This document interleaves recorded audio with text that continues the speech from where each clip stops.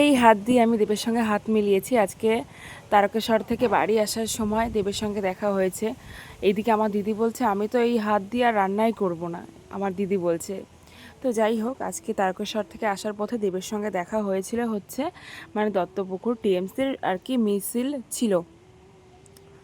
তো দেবকে মানে হঠাৎ দেখে তো মানে আমরা তো খুবই খুশি হয়ে গেলাম। দেখছিলাম যে রাস্তায় অনেকটাই ভিড় ছিল, ভাবছিলাম যে কিসের মিছিল আসছে কিসের মিছিল আসছে, কিন্তু এটা জানতাম না যে আর কি দেব আসবে, সেটা আর কি আমরা জানতাম না। তো যাই হোক, পরে সেটা জানতে পারলাম যে আর কি দেব আসছে।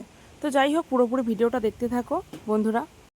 সো হ্যালো বন্ধুরা, তো তারকেশ্বরে মানে জলডালা হয়ে গেছে, ঘোরাফেরা সবটাই কমপ্লিট।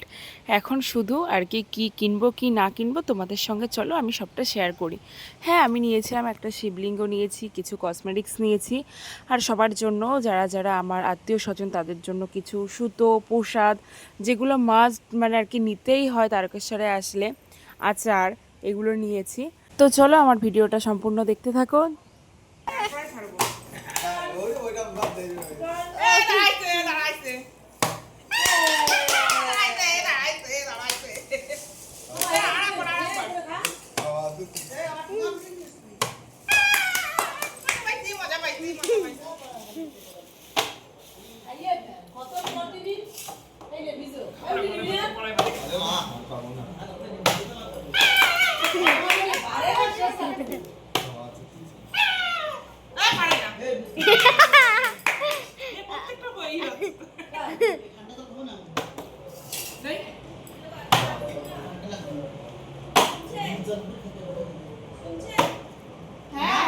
আমরা এখন বাড়ি যাব।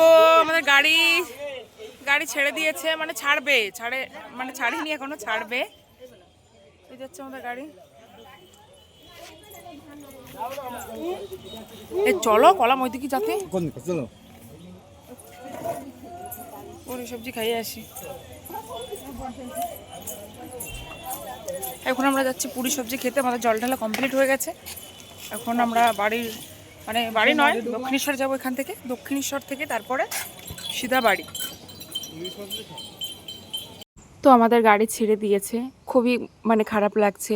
বাবার কাছে আসার কথা শুনে মানে আর মনটাকে আর কি ধরে রাখতে পারি না যে কখন যাব এরকমটা মনে হয়। তো যাই হোক, সামনের বছর আবার আসবো। আমি তো বলেই এসেছি যে সামনের বছর তুমি যদি ভালো রাখো তাহলে অবশ্যই তোমার কাছে আসবো। তো এটা হচ্ছে তারকেশ্বরের আর কি স্টেশন থেকে আসার গেট। এখান থেকে তোমরা যদি আসো তাহলে অনেকটা তাড়াতাড়ি মন্দিরে পৌঁছতে পারবে, অনেক তাড়াতাড়ি জল ঢালতে পারবে তোমরা। তো যাই হোক, এখন চলে যাচ্ছি, মনটা খুব খারাপ। আর এখন আমরা যাচ্ছি হচ্ছে দক্ষিণেশ্বর যাচ্ছি। দক্ষিণেশ্বর গিয়ে মানে কি করতে হবে তোমাদের বলে দিচ্ছি যারা জানো না। মানে যেই নিমাইয়ের ঘাট থেকে যে উত্তরীটা আর কি পড়ে সবাই, সেই উত্তরী আর কি গলায় পরা থাকে যে সুতোটা, সেটা আর কি ফেলতে হয় দক্ষিণেশ্বর ঘাটে গিয়ে স্নান করতে হয়, ওখানে আর কি ফেলতে হয়। তো যাই হোক, তো দক্ষিণেশ্বরের কাছাকাছি আমরা চলে এসেছি। আর এই ব্রিজটা আসলেই তো মনে পড়ে যে যে চলেই এসেছি কাছাকাছি। এখান থেকে তো সবাই জানে যে এখান থেকে মায়ের মন্দিরটা দেখা যায়। তো এখান থেকে দেখতে পাচ্ছিলাম আর খুব ভালো লাগছিল যে 2 বছর আগে এসেছি আর এই যে আসলাম, মানে আর কি 2024 সালে এসেছি আর এই যে 2026-এ গেলাম, মানে আর কি যাচ্ছি দক্ষিণেশ্বর। দক্ষিণেশ্বরে আসলে না মনটা পুরো একদম শান্তি হয়ে যায়। কিন্তু এমনই মানে কপালটা এতটাই খারাপ যে আমি দুইবার এসেছি, 3বার এসেছি। তো 3বার এসেছি, একবারেও মানে আর কি পুজো দিতে পারিনি মায়ের মন্দিরে। এটা ভাবলে খুবই খারাপ লাগে যে যে আসলাম আর মন্দিরে পুজো দিতে পারলাম না। এদিকে ট্রেনও ঢুকে গেছে, আর এদিকে মায়ের মন্দিরটাও দেখা যাচ্ছে। কত সুন্দর লাগছে দেখতে দূরের থেকে। ওফ, কত সুন্দর লাগছে। কতদিন যে আসি না মন্দিরে, কতদিন মানে হয়ে গেছে, 2 বছর। আসবো করে সময় হয় না যে কবে যাব এরকমটা মানে প্ল্যান করি যে যাব, কিন্তু আর সময় হয়েই ওঠে না। তো কাছাকাছি চলে এসেছি মন্দিরের। আর এইদিকে ঘাটের এখানে দক্ষিণেশ্বর আমি উত্তরী ফেলে দিয়েছি, কিন্তু আমি স্নান করতে পারিনি কারণ একটু প্রবলেম ছিল, যার জন্য আমি স্নান করতে পারিনি। মানে আর কি গায়েটায় আর কি জলের মানে ছিটে মানে না কি বলে ছিটা নিয়ে চলে এসেছিলাম, মানে মাথায় জলের ছিটা নিয়ে তারপরে চলে এসেছিলাম। সবাই আমাকে এটাই বলেছিল যে মাথায় একটু জল নিও, তারপরে আর কি মানে স্নান যখন করবে না। তো যাই হোক, মার কাছে আসলাম, একটা ফটো তুলতে পারলাম না। এর মতন দুঃখ আর কিছুই নেই। এত রোদ, এত রোদ, পা তো পুড়েই যাচ্ছে। বাপরে বাপ, কি করে ফটো তুলবো? প্রচুর রোদ, হাঁটতে পারছি না। আবার আসবো মা, তখন এসে মনের মতন ফটো তুলবো। তারপর তো আমরা বাড়ির উদ্দেশ্যে রওনা হয়ে গেলাম। এবার দেখি কি দমদমের কাছাকাছি চলে এসেছি, দেখি কি প্লেন যাচ্ছে।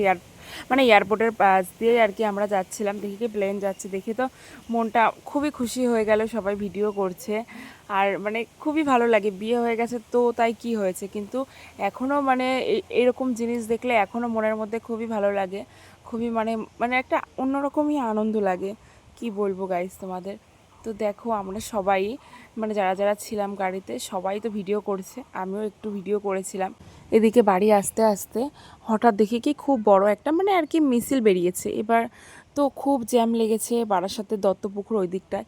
এবার তো তারপরে ভাবছি কে আসবে কে আসবে, কিসের মিছিল। হ্যাঁ, তো পরে দেখে কি যে দেব আসছে। ও দেখে যে এতটা খুশি হয়ে গেছিলাম আমরা সবাই, খুবই ভীষণ। যে মানে তারকেশ্বরের মানে যাওয়ার পথে যে দেবের সঙ্গে দেখা হয়েছিল এটা তো আমরা ভাবতেই পারিনি।